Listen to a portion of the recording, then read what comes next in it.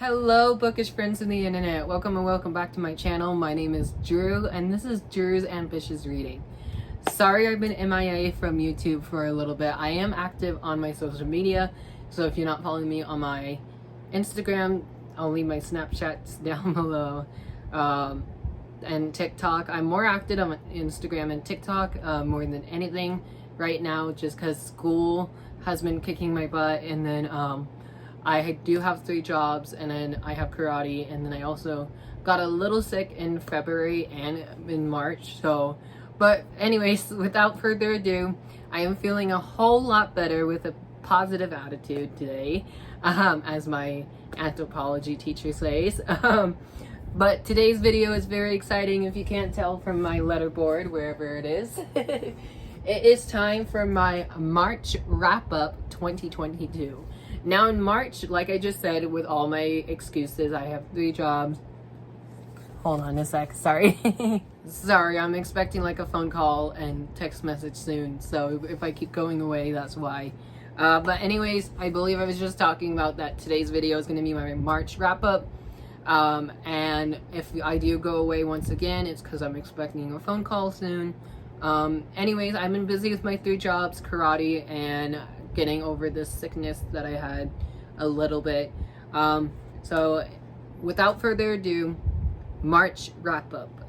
In March, I was super duper ambitious with my TBR.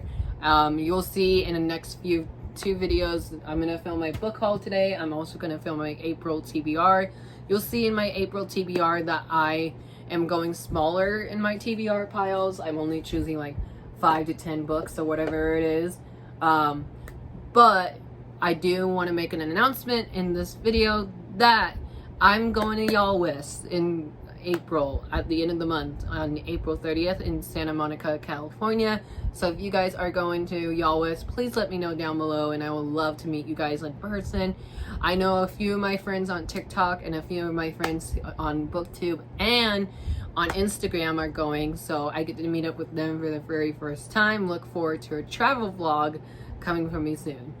Anyways, before I ramble on too many times, let's just jump into it. Month of March was a slow reading month for me, but an amazing reading month for me at the same time. It was weird how it turns out. So let me grab these without these falling. Woo, we did it. So in March, I read 9 amazing books. And yeah, I'm just going to talk about them. Some of these are arcs. I have 3 arcs that I'm going to talk about here. I'm just going to go over my stats. I have 3 arcs. I have a lot of favorites. So my star rating for this month is 0 1 stars, 0 2 stars, 2 3 stars, 3 4 stars, 4 5 stars. 8 of these were audiobooks. 3 of these were arcs. 3 of them were buddy reads. 0 book of the month.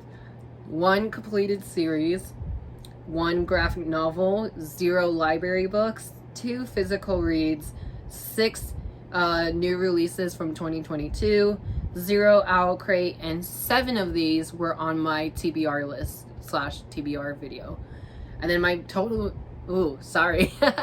my total page count is 4,531 pages. My biggest book of the month finally is Crescent City by Sarah J. Maas with 805 pages. 5 pages, gosh, I cannot speak. And then my smallest book of the month is Star Wars: The High Republic Mission to Disaster by Justina Ireland. I'll talk about both of these. This is a page count of 272. Yeah, 272. I'm shocked I memorized that. But anyways, let's just jump into this wrap up, as it's going to be a long video for me to edit.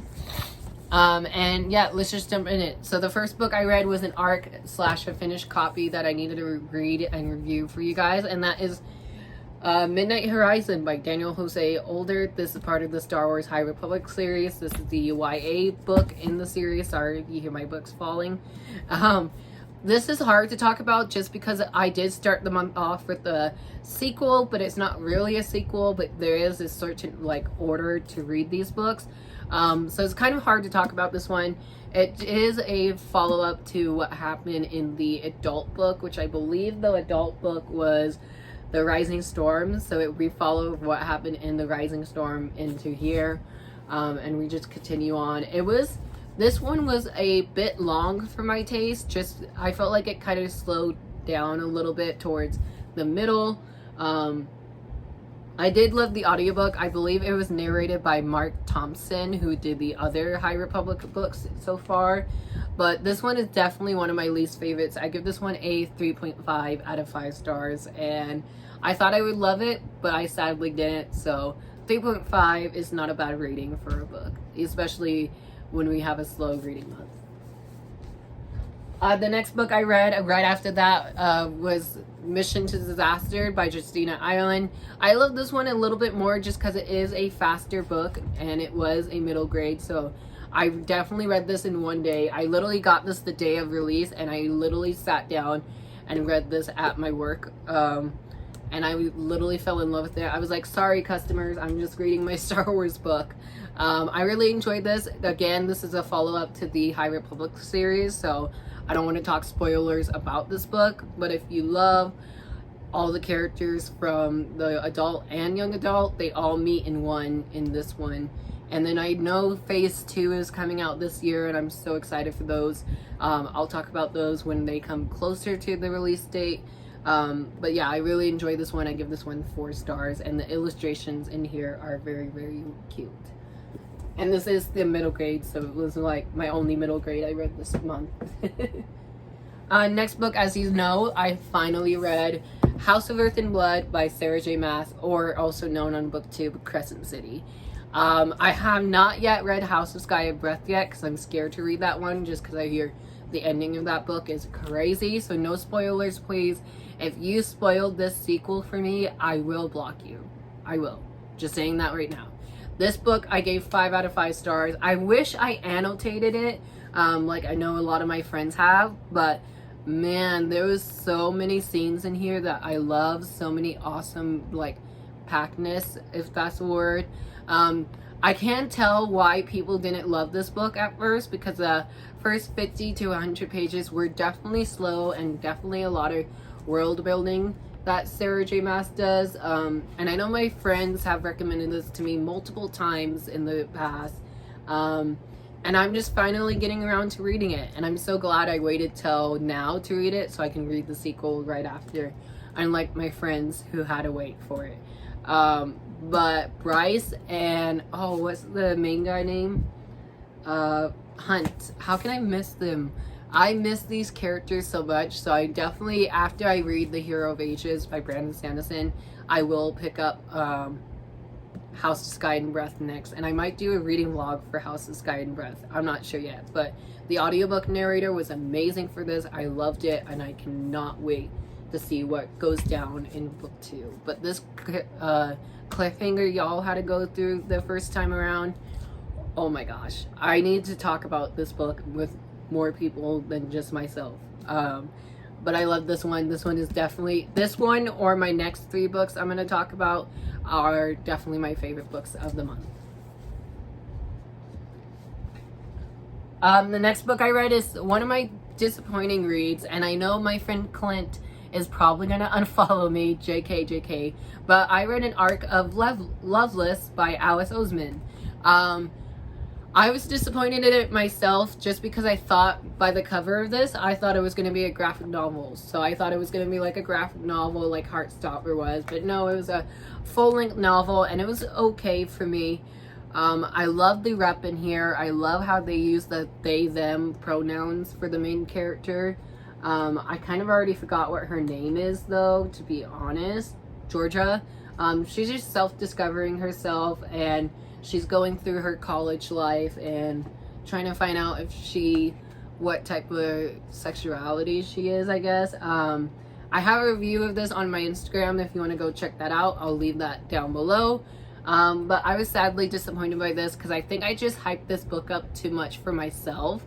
But I do want to say thank you to Jamie over at Rockstar Book Tours for sending this my way. And I loved Alice Oseman's writing in here. But this book just wasn't for me, sadly. I'm so sad to say that, but I cannot wait for the Heartstopper TV show to come out soon. So the next book I have is one of my favorite books I read this month as well. And this was one of my most anticipated reads of the whole year. And it did not disappoint me. And I get to meet this author this month at Yalwa's. Oh my gosh, I'm gonna cry. And that is This Woven Kingdom by Miss Tahara Mafi. You guys know this was coming. I freaking love this book. This is another book I wish I annotated, but I never did. Maybe I'll go back and annotate my favorite parts.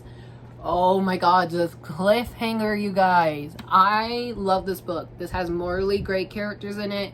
It has enemies to lovers. It has the chosen one main trope in it. And the cliffhanger killed me. I'm literally gonna ask Miss Tahara Mafi, where's book 2 and can I have it? I love this book. The world building in here was amazing. And if you guys don't know, this is actually Tahara Mafi's first fantasy novel. I know we had the Shadow Me series, but she said that's like a fantasy sci-fi mix type of genre, but this is like a full-on fantasy. The world was lovely to be in. The main characters I really loved. I got to easily fall in love with them. I can't say the name very well because I don't want to like butcher it because of how pretty the names sound, but the writing in here was immaculate. I love the world building. And like I said, there's all my favorite tropes. There's morally great characters. There is enemies to lovers. There's the chosen one trope. And a crazy, crazy cliffhanger at the end of this book. I literally FaceTimed my friend Taylor after I finished this book. And I said, holy shit, where's book 2? I literally said that to my friend Taylor.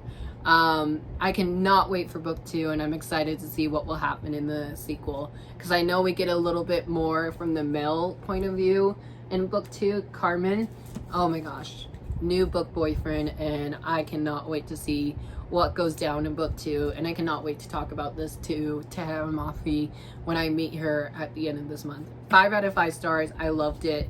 Definitely on my favorite list of 2022.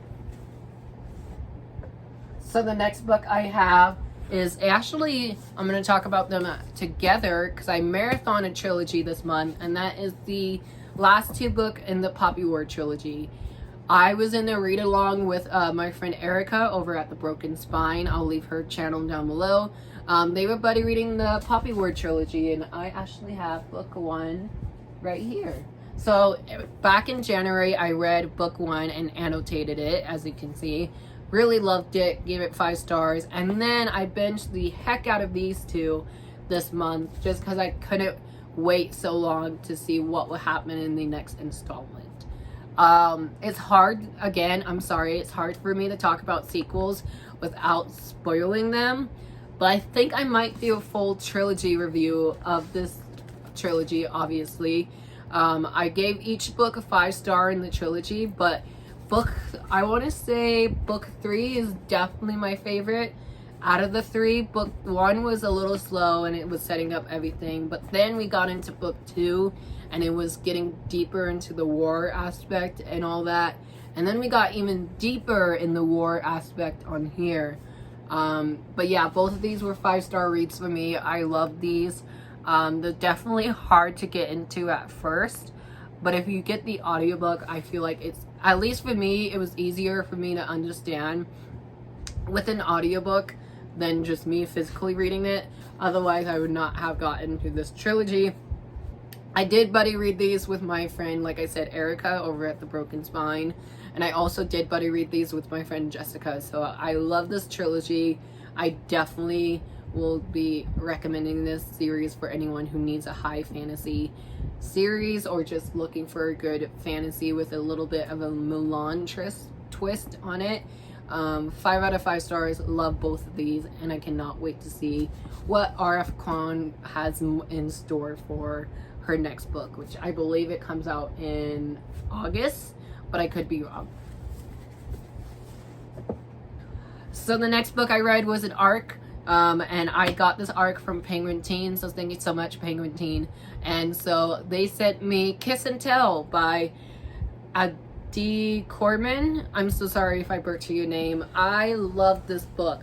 This was my first book by the author. He's well known for Darius the Great is Not Okay.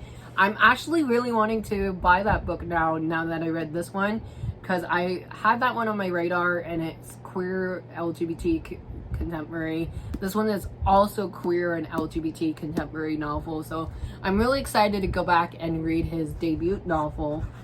This one came out in March, so you can get it in hardcover in the bookstores wherever books are sold, which I definitely will be buying a finished copy soon because I just absolutely love this book. It wasn't quite a 5-star read for me just because I did have a few issues with the pacing.